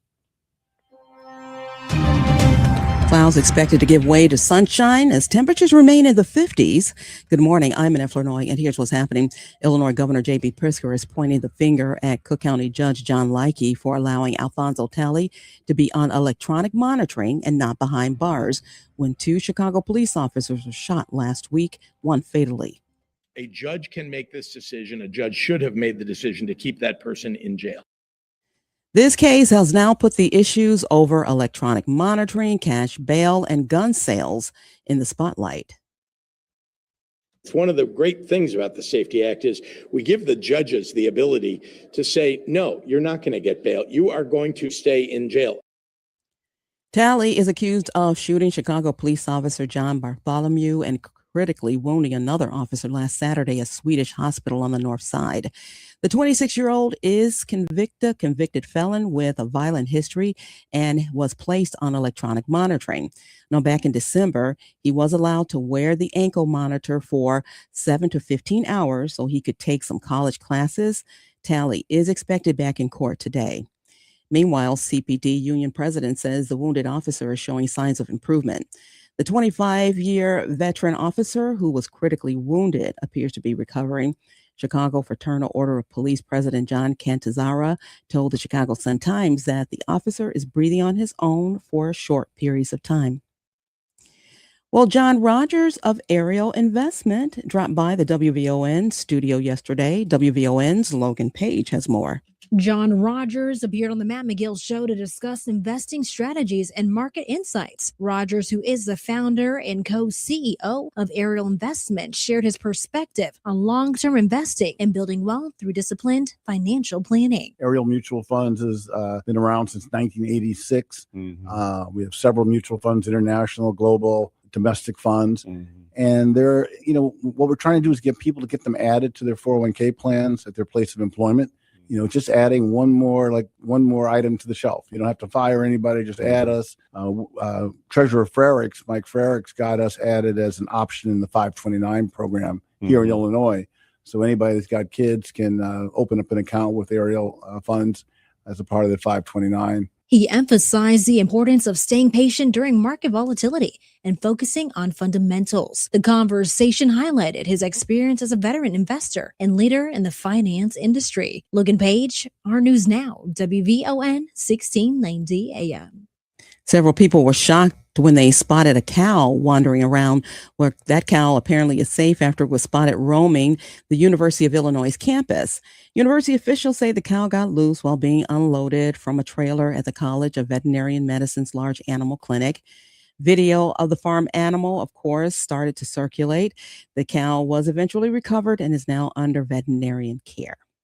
That's a look at our news now on 1690 WVON. Traffic and weather up next. WVON News Time, 8:33. How many hours did you waste in traffic last year? Take control of your commute on Metra. Spend your time relaxing and let us handle the driving. Plus, our 95% on-time rate means we get you there fast. Metra, drive less, do more.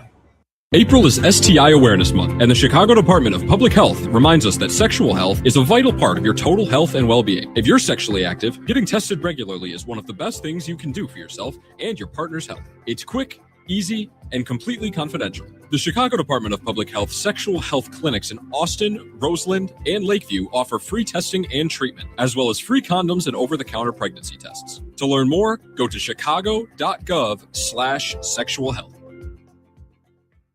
This Saturday on Meeting the Moment, we're talking first response communications and why what happens inside your organization matters just as much as what you say to the public. Dr. Twin Green, President and CEO of the Lincoln Option Center, and Perry Ermer, President and CEO of the DuSable Black History Museum and Education Center, joined the conversation to break down how internal alignment shapes external messaging in critical moments. Tune in this Saturday at 12 noon for Meeting the Moment, powered by the Chicago Community Trust, right here on the Talk of Chicago, 1690 WVON.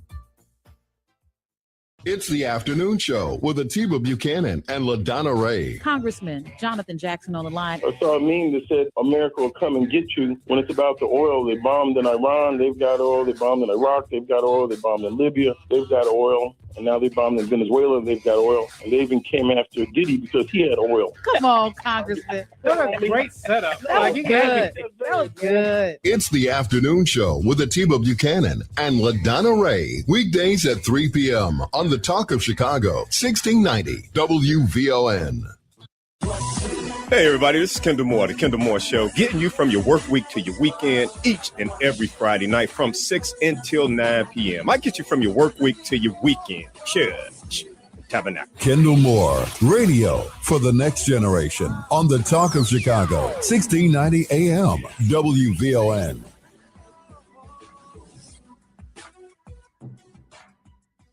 This report is brought to you by ComEd, powering lives. Here's a great savings idea. Did you know you've got the power to manage your energy? Yep, from usage alerts to energy saving programs and more. ComEd has all kinds of ideas to help you gain control over your energy saving costs. Find out more at ComEd.com/energy savings.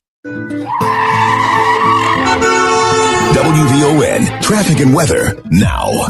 The inbound Bishop Ford, just about a 21-minute trip from I-8094 to the Ryan. Still heavy from 103rd Street in. If you're on Tuskegee Airmen Memorial, you're bumped up to 25 minutes in from I-80, stop and go from 111th Street in. Once arriving at the Ryan, you'll need another 31 minutes from 95th Street into downtown. DuSable Lakeshore Drive, still pretty heavy. That trip from 67th Street to Jackson, still 22 minutes. Hollywood to Monroe, give yourself 20 minutes there, stop and go from Montrose to Fullerton. Still looking at pretty much an hour on the Stevens end from I-355 to DuSable Lakeshore Drive, 40 traveling out. The Eisenhower, an hour 5 from Thorndale to the Burns Circle, almost an hour on the return trip. And the Kennedy steady at 50 minutes in from O'Hare to downtown, getting to the airport just shy of an hour now. Taking a look at our weather, turning sunny today, temperatures hovering in the low 50s. Tonight dipping down to around 37. But we're up to 46 at O'Hare, it's 46 in Tinley Park, and 46 degrees here at the Talk of Chicago. That's a look at traffic and weather now. I'm in Illinois on the Talk of Chicago, 1690 WVON. Keep your eyes on the road and both hands on the steering wheel. We will not be held responsible for any accidents. It's the WVON Morning Show with Rufus Williams on the Talk of Chicago, 1690 WVON.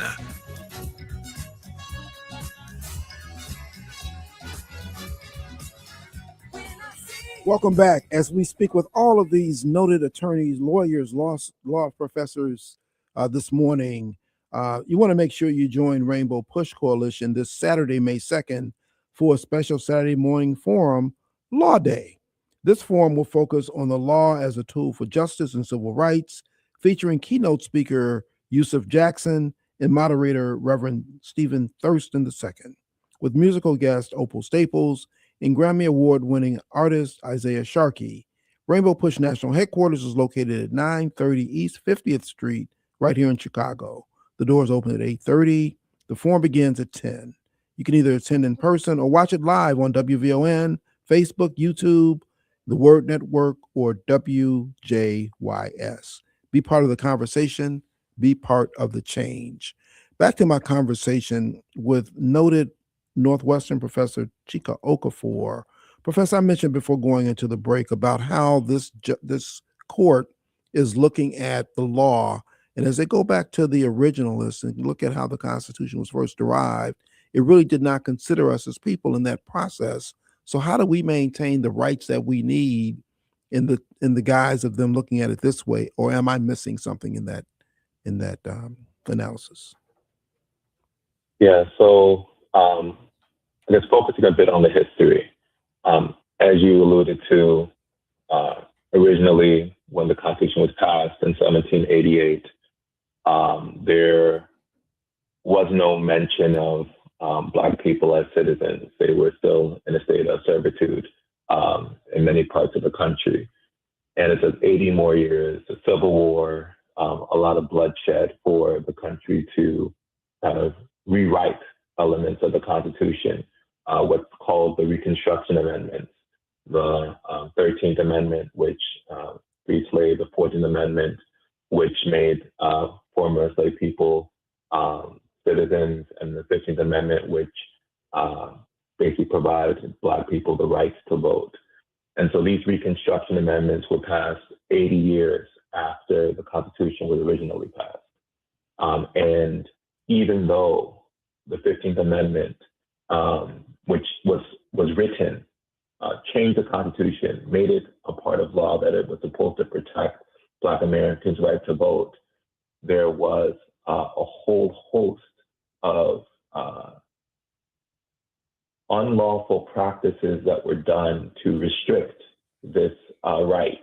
And this is what happened basically over the next almost 100 years, which is why the Voting Rights Act was passed. It is why people, bled in some Alabama on Eden-Puttis Bridge to try to actually give teeth to this constitutional amendment that was ratified back in the end of, basically back in 88 after 1788. And so when we talk about originalism, there was a temptation to think that originalism should go to the very beginning of the Constitution. But, most constitutional law scholars know that it's what is the original purpose of the amendments and the Reconstruction era amendments. And so the things that gave Black people the right to vote, the 15th Amendment being one of them.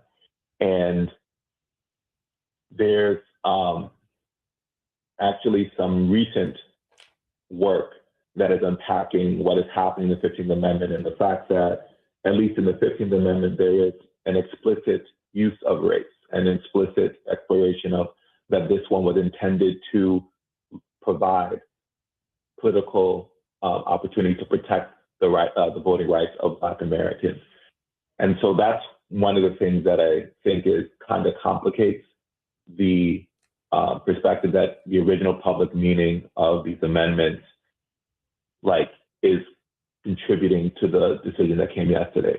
That's what some on the court view, but I think that there's an alternative take on what is happening with this most recent decision, because originally the 15th Amendment was about political opportunity for Black people who were formerly enslaved members and Americans. And so with that, I mean, the full implications of the case, time will tell how it will unfold. At minimum, it's reasonable to expect that there's going to be it will be harder for there to be as much Black representation in Congress and in other elected offices, especially in certain pockets of the South. And there may need to be some more significant creative structural reforms to protect democratic representation. And this area about how do we shore up broad-based democratic representation, particularly among more marginalized voices and communities, that is currently outside my expertise, but it's something that, and so I won't speculate too deeply on what those reforms might look like. But there are some great scholars, some great people who are doing work on trying to think through how to respond in the aftermath of this Calais decision. But I will say, like what we can do as individuals, so like lives were lost. People's safety was sacrificed to secure the right to vote. Going back to John Lewis, going back to the marches and Emmett Pettisbury, Selma, Alabama, going back to so much of what was done during the civil rights era. And so it is imperative for people in our communities to vote in every election, not just the president, not just the senator, even when it may not feel like votes do not matter, because there is strength in numbers, and it's important to do what we can to preserve as much of the political power and the political representation that more like minority communities have in response to this decision. And, for this more sacred right for which people, literally lost their lives for generations ago, we cannot really squander that sacrifice.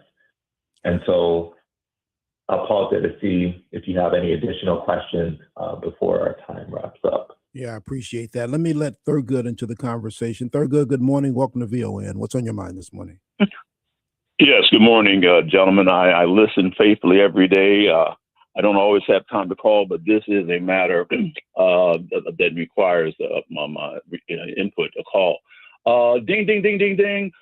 Black folks, the Republican Party is overtly attacking you and trying to turn back the gains of the Civil Rights Act. The case that precedes this is the Shelby County versus Holder, Eric Holder case. Eric Holder being the Justice Department under Obama.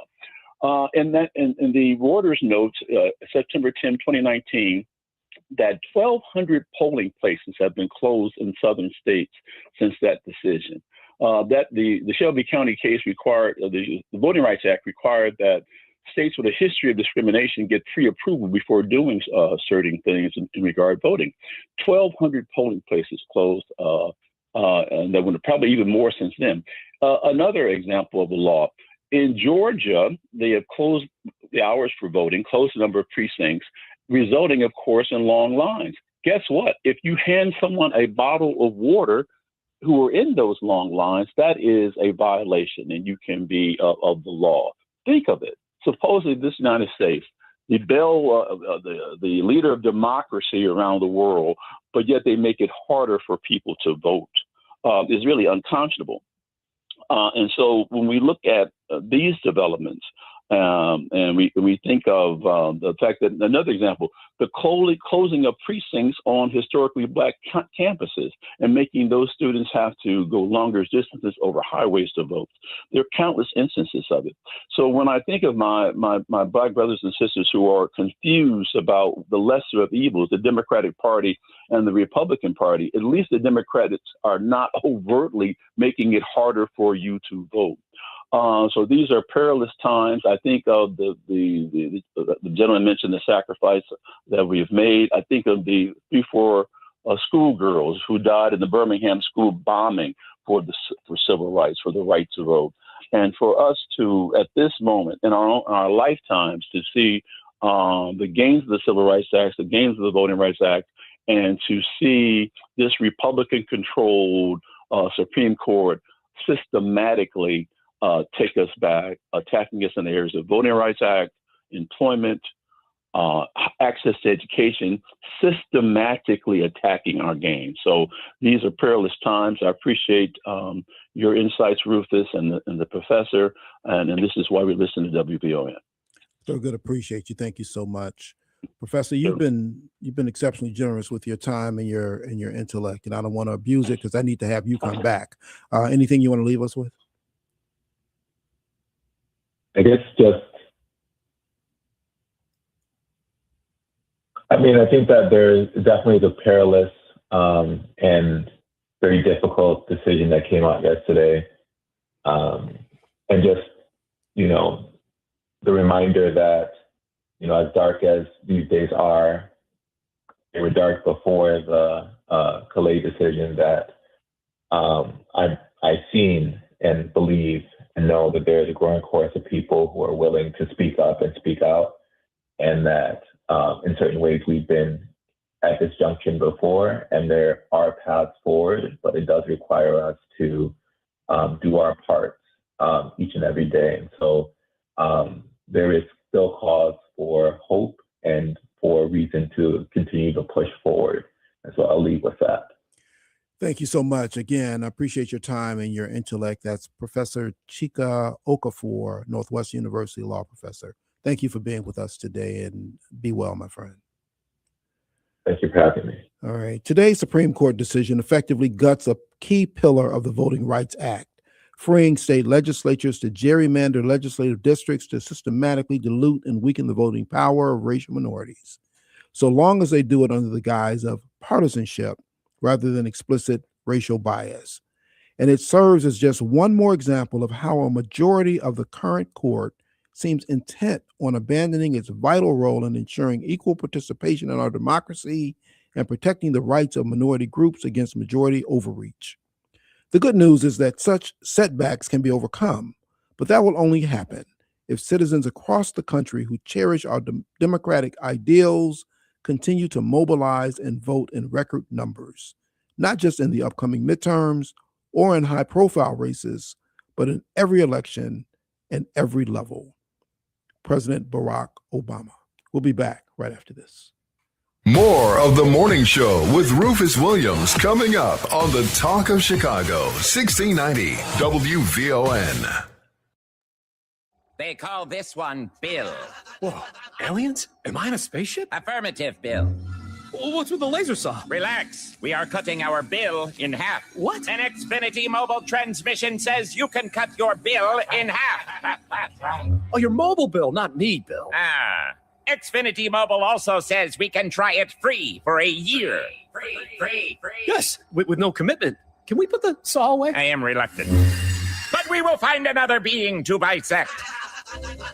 That's not sci-fi. It's Xfinity Mobile. Xfinity Internet members cut your mobile bill in half. Plus, try Xfinity Mobile free for a year. No commitment. Learn more at xfinitymobile.com. Xfinity. Imagine that. Restrictions apply. Xfinity Internet required. Savings compares one line of Xfinity Mobile Select to comparable plans from T-Mobile, Verizon, and AT&T as of 3/24/26. Taxes, fees, extra. $30 monthly discount limited to new mobile customers only. After 12 months, regular rates apply.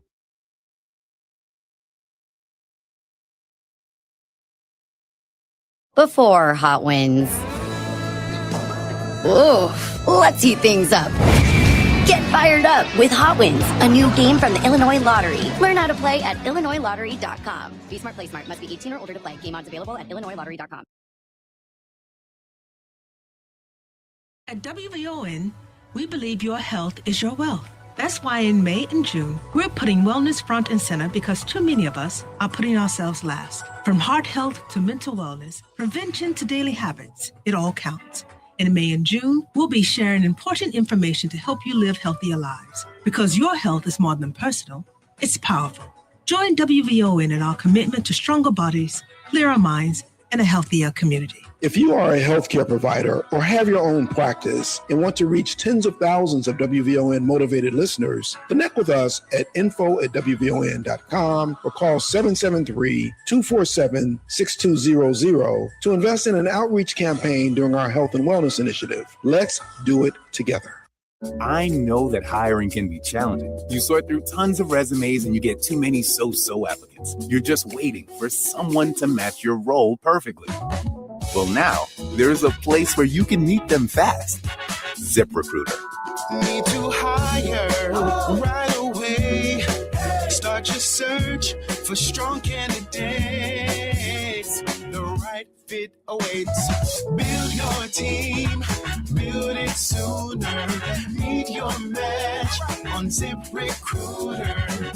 Just head to ZipRecruiter.com/free right now to try it for free, and you're on your way to meeting your match. 4 out of 5 employers who post on ZipRecruiter get a quality candidate within the first day. So try it now.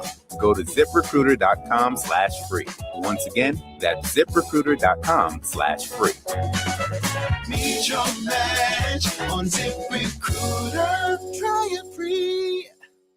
Maria Pappas with Black Houses Matter. We're up to way over 400 million here. Yeah, giving money back. How about that? People in Bellwood got 10 million, Broadview 6 million, Burnham 3 million, South Holland 17 million. The city of Chicago's up to $190 million that we have given back to African Americans. Who does that? Nobody does that but WVON. Cook County Treasurer Maria Pappas with Black Houses Matter, Monday mornings at 11:30 a.m. on the Talk of Chicago, 1690 WVON.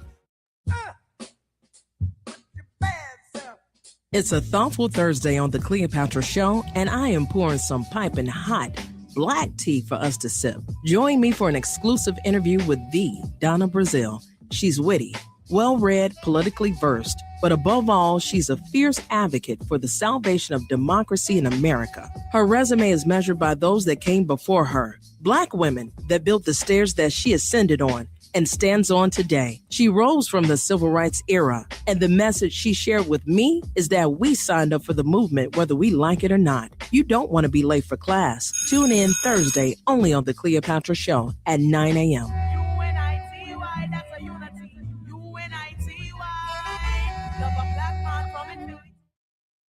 This report is brought to you by Mattress Firm. Ready to upgrade to the perfect sleep setup?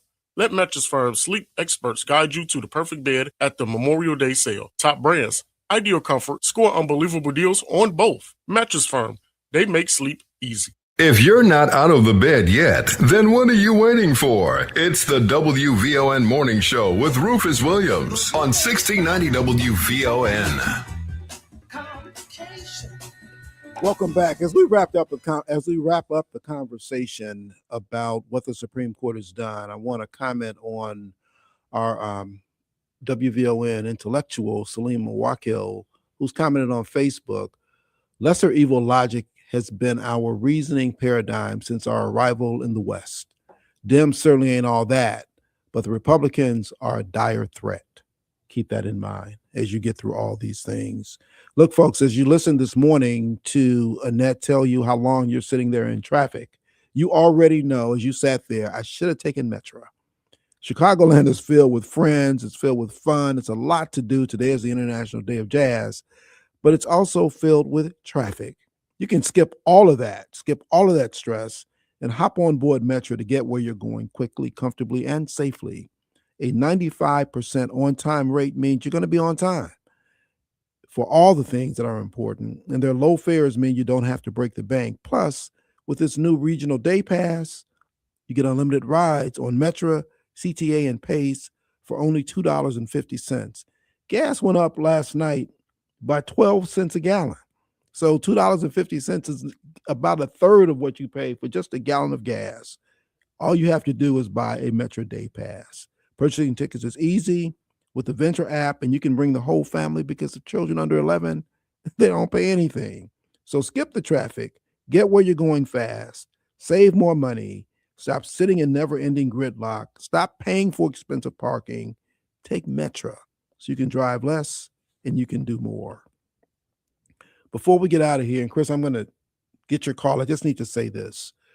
As we've listened to, and we talked earlier about what took place at Swedish Covenant Hospital, clearly and without any exception, I mourn the loss of the Chicago police officer who died in that shooting. I'm glad to hear that the other officer is on the mend, but it's unfortunate that he had to go through that. How did this man get there in the hospital with a gun?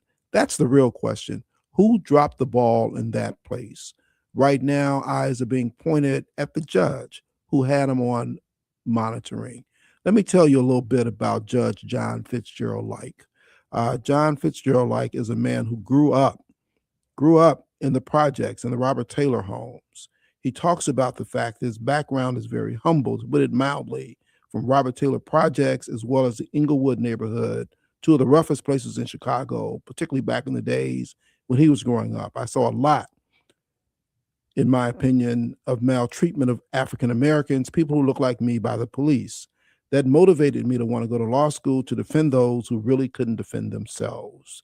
He has spent more than 30 years on the bench. The last few years he spent there in the criminal division, but has done a stint in every division in Cook County, including setting bail in cases that featured people like, I don't know, R. Kelly, Jesse Smollett, and G. Herbo.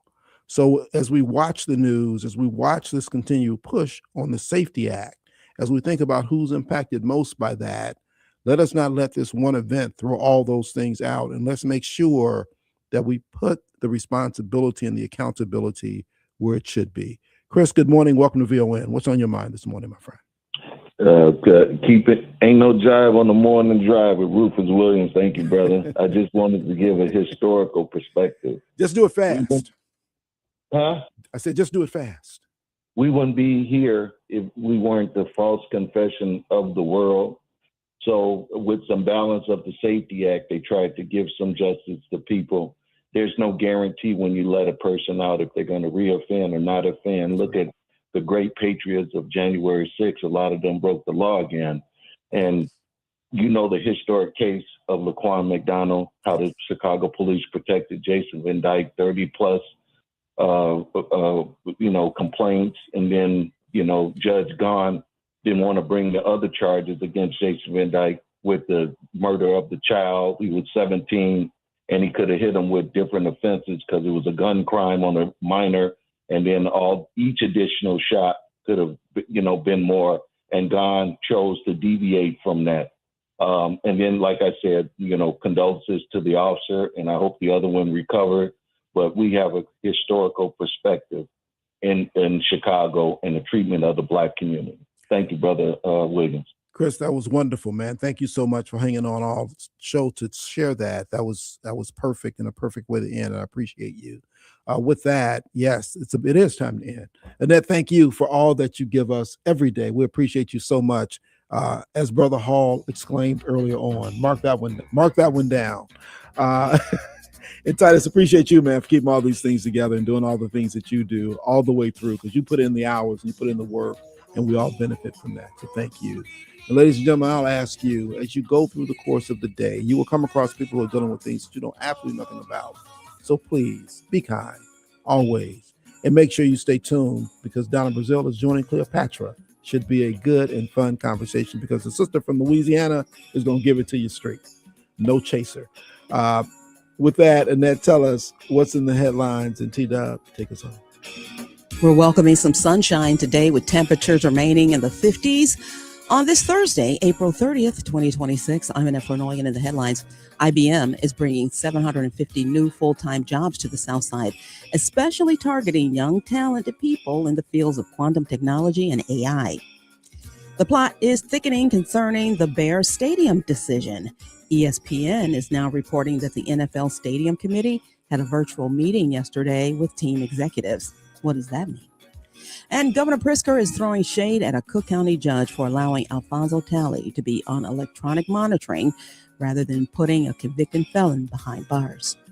National news from the Black Information Network is next on Chicago's original social media platform, 1690 AM WVON, Berwyn, Chicago. It's 9:02.